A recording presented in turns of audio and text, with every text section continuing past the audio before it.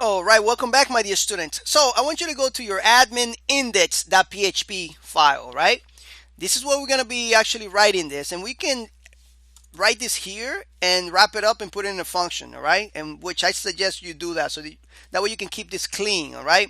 So the first thing is we're going to open up PHP tags, all right? We're going to create a variable, and then we're going to catch the session here like this with a function called session ID.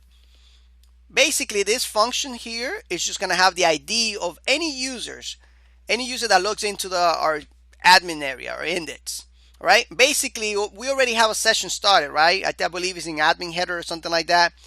So every time we start a session, all right, this function right here is going to catch the ID of that session, right? So if I open Chrome, I'm going to have a unique session ID. If I open Firefox, I'm going to have another session ID. All right. And if you don't remember how sessions work, you need to go back to the foundations on this course where I talk about sessions. All right. Super simple. But anyway, so we're going to have a variable that holds that information. Then we're going to have a variable that holds the time like this. And we're going to create another variable here that says timeout in seconds. All right. And this is just the amount of time that you want the user to be marked offline. All right. So in our case, we want to set it to, if we say, let's say for example, 300, it's going to be equal to 5 minutes. And I'll show you in a minute how we do that. So I'm going to make it equal to 60. All right. That's going to be 60 seconds. So the way we do that is, let's create another variable here. And we're going to do some math. We're going to call this timeout. All right.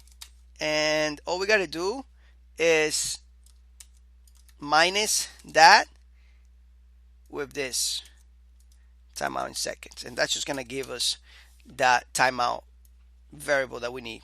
All right, calculation. So now the next step is that we need to actually count, all right, the users. We need to make a query. So let's go ahead and make a query. And let's say select all from users online, right? That's our table where session equals session. All right, want to make sure that that's the correct user.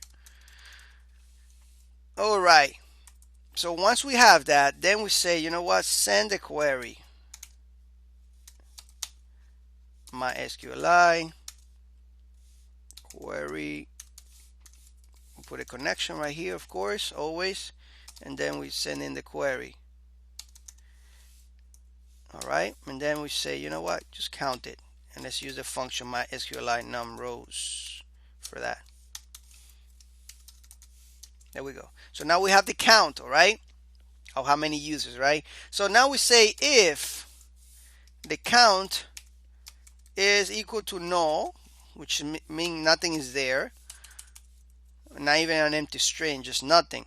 MySQLi will go here and we say, and we can make the query right here if we wanted to. So I'm just gonna make it right away.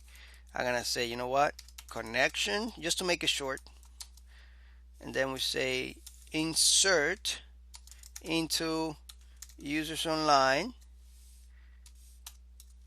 Put a parenthesis here and the values, parenthesis again, and we'll say I want to insert the in the session field and the time. I want to insert both of those things, the time and the session. There we go. Right? Actually, hold on.